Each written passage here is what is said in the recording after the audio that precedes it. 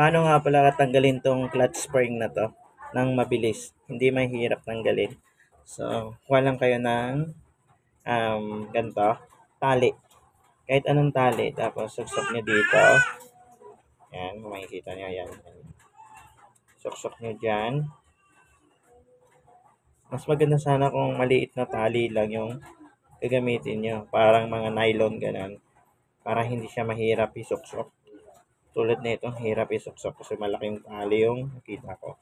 Suksok niyo ganyan, hilahin niyo siya gano'n. O, yan. Tanggal na. O, yan. Tanggal na tong spring. Tapos, next naman yung isa. Pag naglinis kasi kayo ng CVT, ng panggilid, kailangan malinis to ng maayos. Kasi itong mga to, yan, yan. Ito, yung tatlong yan, gagrasahan yan para maganda yung buka ng ano, tanggal na. Tapos sa pagbalik, ganun din ang gagawin mo.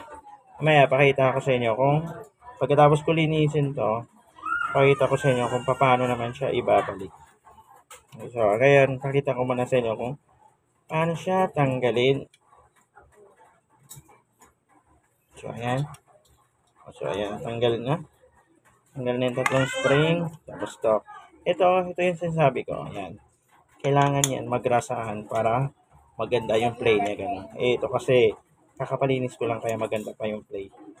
Pero tingnan nyo, ang dumi.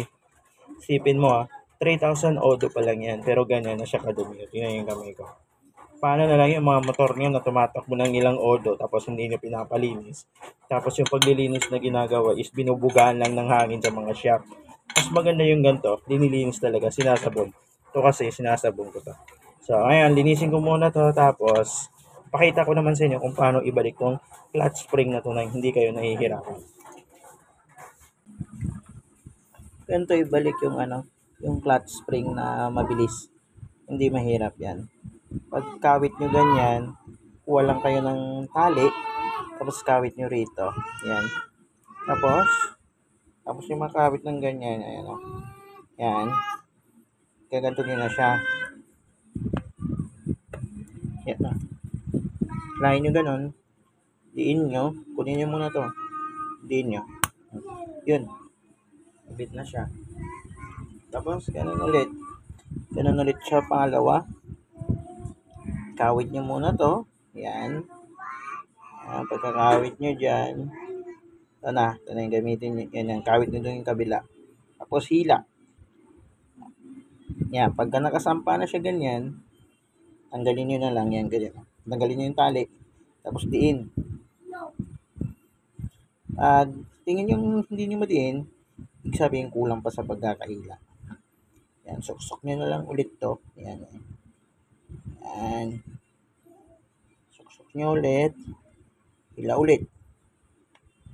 Yun. Mabilis lang siya. Bilis lang siyang ibalik. Ganun ulit sa kabila. Yan. Hila.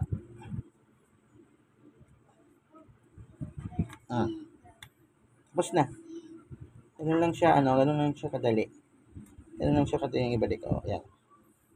So, nabalik na yung lining natin.